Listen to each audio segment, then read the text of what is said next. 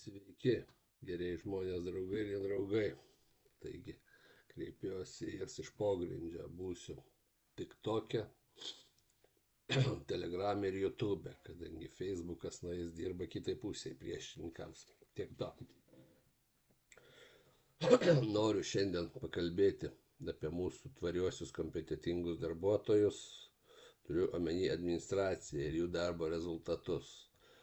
Jie draudžia tai daryti, yra įsakymas vidinis, bet tai yra labai patogu, galima žmogų nubausti, atskaičiuoti pinigus už nieką ir nepasirašant ir panašiai, svarbu jūs tylėkite. Mes darysim toliau netvarką ir nekompetenciją, o nekompetencija bado akis. Tai va, dabar nutiko toks įvykis, priėmė žmogų, kurį jau dirbti vairuotojų troleibusą, kurį išreklamavo 15 min LT. Tai 15 min LT, LRT, LNK, ten Delfis niekada nerašo apie dorą žmogų gerai. Tai mus vadina visais kremliniais, antivakseriais ir panašiai. Čia reiškia žinomas blogeris, jis dirbs, jis dar nepradėjęs dirbti, jis jau žinojo, kaip ten viskas bus. Pabrėžia, kad čia rusiškai kalbantis kolektyvas, todėl jis ateina čia dirbti. Na, aš įkelsiu nuorodą to straipsnio. Aš supratau, kad turime bėdą, dar turėjau vilties, kad jis paklius į Antakalnio departamentą, dėja jis dirba pas mus. Tai jau spėja susikabinti su dispečerėmis, mechanikais, kitais vairuotojais ir technikos, šitai šaltkalviais. Eina, filmuoja, kelia į Facebooką, nežinau kur. Tai čia dabar, kaip tai pavadinti, net jeigu nekeltų niekur, tai yra emocinė prievarta. Šitos dalykus aš žinau, kadangi esu diplomuotas socialinis pedagogas, iš to rašiau baigiamąjį darbą, esu išlaikęs valstybinį pedagogikos psichologijos egzaminą. Tai va, bet čia ne apie mane kalba.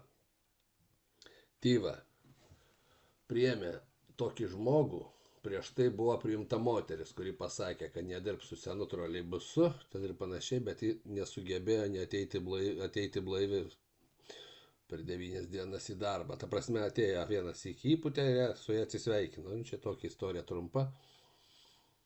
O šis žmogus irgi atėjo nedirbti, o konfliktuoti. Jis elgėsi, pažiūrėkit, kaip jis elgėsi. O kaip tas va, mūsų išlaikomas Baltarusijos KGB Tikhanovskis iš kalėjimo atėjęs. Jis jaučiasi čia šeimininku.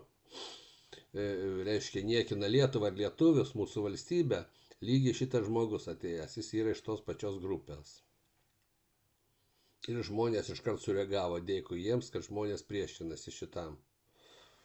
Tai va, grįžtant apie priėmimą. Tai jūs užuot užsiėmę tvarumais, pisumais, judumais, žalumais, ten visokiais, komunikacijom, masturbacijom, tiesiog sudarykit sąlygas, pirmiausia, normalias, saugias, emocinės, psichologinės sąlygas dirbti seniems darbuotojams ir Lietuvos piliečiams. Kitas dalykas, pasiklauskite vyresnių žmonių.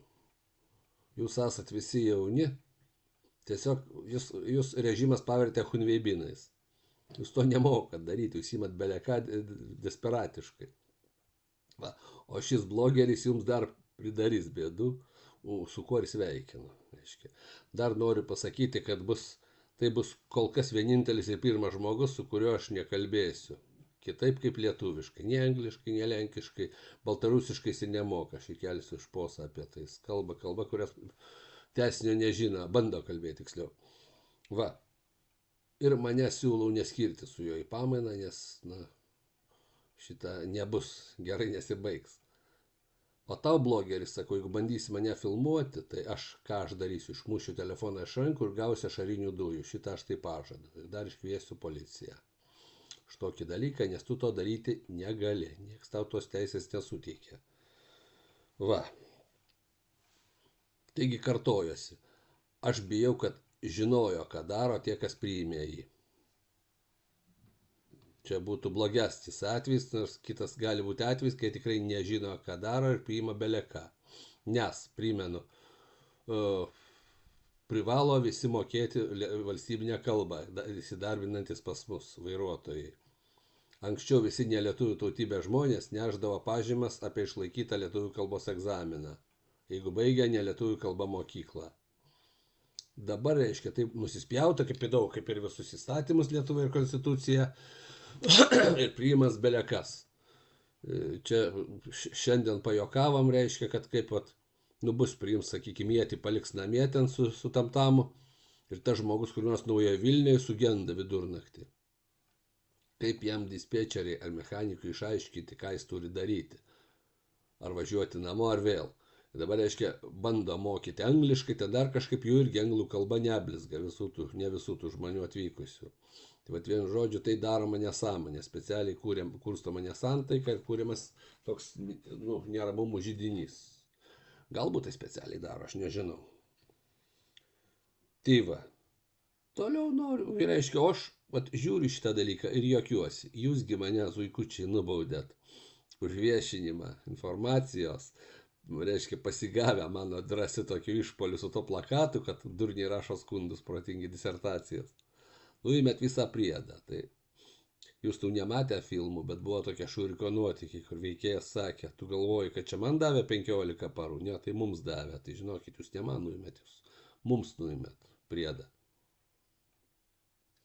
Ir dabar jūsų tas imperatyvus toks nurodymas, kad negalime skleisti informaciją, tai man uždrausti skūstis gal? Ar kaip? Protestuoti, tai ginčyti. Juk jūs nuimėt, nebuvo jokio protokolo, kad va, susirinko komisija, čia toks ir toks vairuotojas pažeidė, pažeidė taisyklės vidinės, nesvarbu kelio eismo kieno nori, ir todėl buvo nuspręsta nuimti tokią sumą pinigų kaip nuobaudą. Tai būtų viskas tvarkoj, būtų pagal įstatymus ir tai ginčytina. Dabar reiškia, kažkas kažkur, kažkas liepia, aš bandžiau įsiaiškinti, tiesiog labai nevargau. Tai čia liepia vienas iš vadovų, čia buhalteris, jūs nebijokit, jūsų nebraš, jūsų neskusiu niekam, sakau. Ir taip toliau, suprantat, po truputį aš dėl ko tai pasako, jie daro griuvimą specialų, kad žmonės nesiskūstų, aiškiai, tu pasiskundi vis tiek nieko negausi, apeisi, tu vis tiek pats kaltas. Tai vat ką jie daro. Ir aš dar sykį juokiuosi, aš nesigiriu, kad aš ten labai gerai dirbu, bet aš nevėluoju. Nei karto neįpučiu vilko testerį. Ir aš tikrai nepalikčiau pamainos pabaigoje autobusą ar troleibusą su žmonėmis, tik todėl, kad manęs nieks nepakeitė ir aš perdirbau 5 minutės.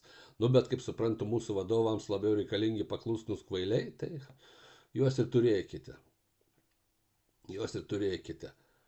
Aš po šiai dienai dirbau kaip dirbsiu, ta prasme dorai stengsiuos dirbti, bet jau jūs nebandykite smurtauti prieš manęs, tai yra bandyti užčiaupti. Tai va. Dabar grįžtant prie to kvailio, tai žmonės, kurie nukentėsit nuo jo, irgi viešinkite tą informaciją, skųskitės, turim užbaigti su tuo reikalu. Mes esam skirtingų tautybių, skirtingų išsilavinimų, skirtingų pažiūrų, būna ir politikoje, ir dėl to pačio Krymo, dėl visur susibaram net aštriai, bet tuo ir baigėsi, ant rytojus skirtiesiam ranką ir šypsomės, tai normalu, čia didelis kolektyvas. O čia atėjo žmogus kiršinti specialiai. Ir aš sakau, aš manęs neapleidžia, noriu tokiais čia tyčia čia atsiųstas. Tai va. Tiek norėjau kol kas. Parašykite, ką manote apie tai komentaruose. Diskutuokite, nebūkite abejingi. Čia nukreipta prieš mus. Tai va, geros jums dienos.